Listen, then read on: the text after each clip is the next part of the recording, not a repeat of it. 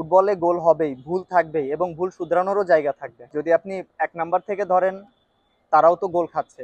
আমি যতটুকু জানি আসলে Afghanistan suppose to play match against Myanmar, বাংলাদেশেই হওয়ার কথা ছিল সেটা। বাট মায়ানমার মেবি ক্যান্সেল করছে বাংলাদেশে আসাটা।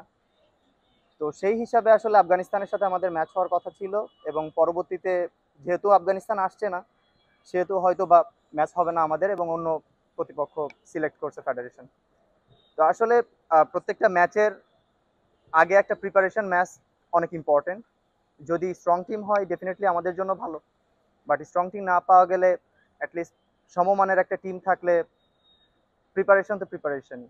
না আসলে আমরা যদি শেষ ২টা ম্যাচ জিতিও আমাদের কষ্ট লাঘব হতে পারে, কিন্তু আমরা আমাদের আলটিমেট গোলটাতে তো যেতে পারবো না, আলটিমেট গোলটা অ্যাচিভ করতে পারবো না।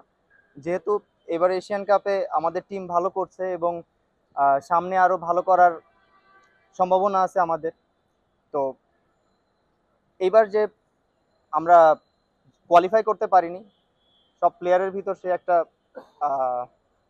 কষ্ট আছে এবং পরবর্তীতে ইনশাআল্লাহ সবাই আরো ভালো করার চেষ্টা করবে এবং কোয়ালিফাই করার চেষ্টা করবে। যেটা যেহেতু চলে গেছে ওটা, এখন তো আর সামনে যে দিনগুলো আসতেছে বা ম্যাচগুলো আসতেছে সেটা নিয়ে ফোকাস করা উচিত আর কি। তো এটা নিয়ে আমি আর কি বলতে পারি, অ্যাজ এ প্লেয়ার আমরা চেষ্টা করি যাতে আমাদের সেরাটা দিয়ে খেলার এবং ভুল যতটুকু কম করা যায়। ভুল হওয়াটা স্বাভাবিক প্লেয়ার হিসাবে। আরেকটা যে বললেন যে প্লেয়ার 11 জন আসছে, 14 জন আসছে, আবার 11 জন আসবে, এটা আসলে এক একটা উইন্ডোতে এক এক রকম পরিস্থিতি তৈরি হয়।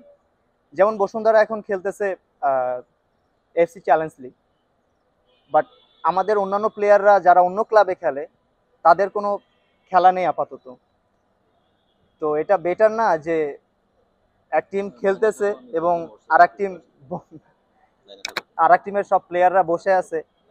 তো ফিটনেসের দিক থেকে যদি কম্পেয়ার করা হয়, তারা খেলার ভিতর আছে এবং যারা বাকি প্লেয়াররা আছে তারা যদি এখানে প্র্যাকটিস করে তাদের ফিটনেসটা আপ টু দ্য মার্ক থাকবে।